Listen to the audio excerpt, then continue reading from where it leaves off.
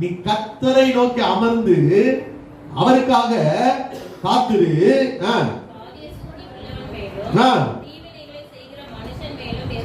எரிச்சலாகாத காரிய சித்தி உள்ளவன்னா ஒரு காரியத்தை நேக்கா செய்வான். அல்லேலூயா ஸ்தோத்திரம். அவன் சிக்கிக்கிட மாட்டான்.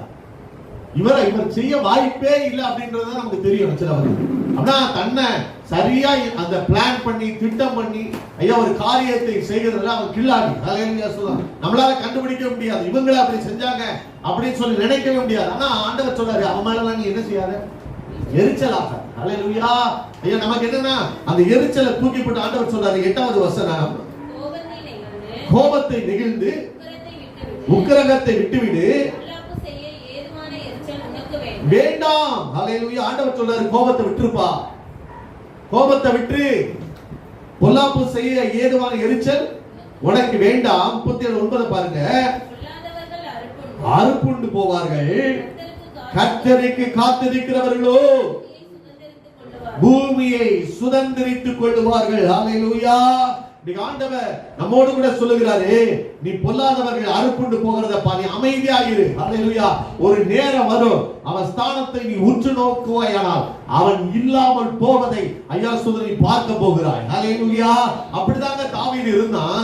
சவுல் அவன் மீது அவனை துரத்த ஐயா வேலைக்காரன் நாயா நீயா நீ ஆளுகை செய்ய போறன்னு சொல்லிட்டு ஐயா சொல்றான். யோனத்தான் மேல கூட ஈட்டி எரிஞ்சிட்டான். அல்லேலூயா. அப்படி கோபம். அல்லேலூயா ஸ்தோத்திரம். ஆனா ஒரு நாள் வந்து தாவீது தொடவே இல்லைங்க. தாவீது திரும்பி பேசவே இல்லை. அல்லேலூயா ஸ்தோத்திரம். தாவீது நினைச்சிருந்தானா அநேக வாய்ப்புகள் கிடைத்தது அவனை அழித்து போடுவதற்கு.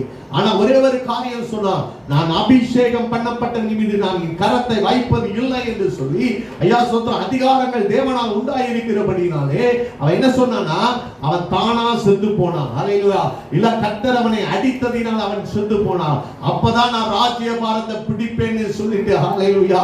எத்தனையோ வாய்ப்புகள் கிடைத்தாலும் கோபத்தை நெகிழ்ந்து உக்கிரத்தை விட்டுவிட்ட ஐயா சுத பொல்லாதவர்கள் அறுப்புண்டு போனத தன் கண்களுக்கு முன்பாக அவனால பார்க்க முடிந்தது.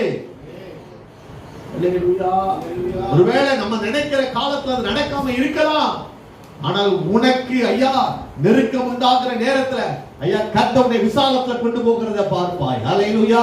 தாவீது வாழ்க்கை நம்பிக்கையே போட்டுருச்சு. நம்பிக்கை அற்று போன ஒரு நிலைமையில ஐயா ஒரு சூழ்நிலையில பார்க்கலாம். ஐயா சொல்ற மலையில இருக்கிறான்.